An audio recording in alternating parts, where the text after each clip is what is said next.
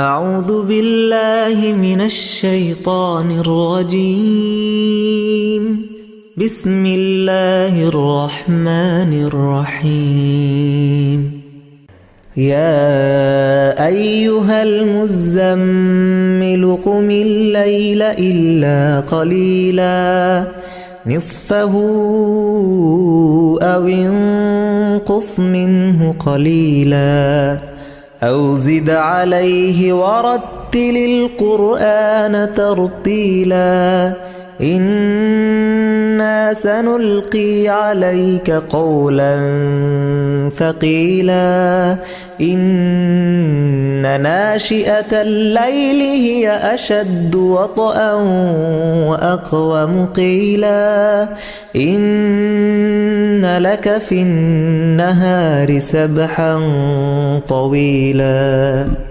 واذكر اسم ربك وتبتل إليه تبتيلا رب المشرق والمغرب لا إله إلا هو فاتخذه وكيلا رب المشرق والمغرب لا إله إلا هو فاتخذه وكيلا واصبر على ما يقولون واهجرهم هجرا جميلا وذرني والمكذبين أولي النعمة ومهلهم قليلا إن لدينا أنكالا وجحيما وطعاما ذا غصة وعذابا أليما يوم ترجف الأرض والجبال وكانت الجبال كثيبا مهيلا إنا أرسلنا إليكم رسولا شاهدا عليكم كما أرسلنا إلى فرعون رسولا فعصى فرعون الرسول فأخذناه أخذا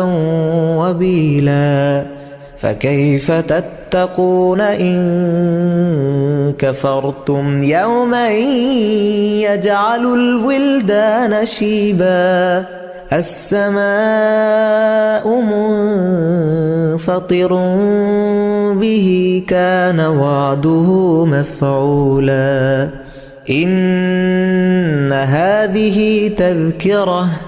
فمن شاء اتخذ إلى ربه سبيلا إن ربك يعلم أنك تقوم أدنى من ثلثي الليل ونصفه وثلثه وطائفة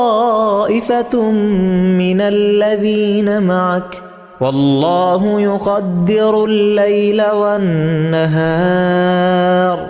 علم أن لن تحصوه فتاب عليكم فاقرؤوا ما تيسر من القرآن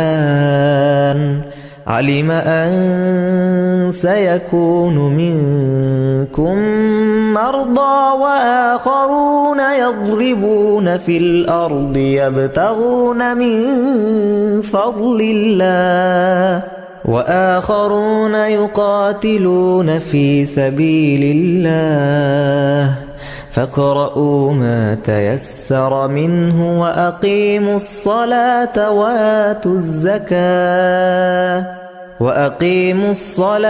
وآتوا الزكاة وأقرضوا الله قرضا حسنا وما تقدموا لأنفسكم من خير تجدوه عند الله هو خيرا وأعظم أجرا واستغفروا الله إن الله غفور رحيم.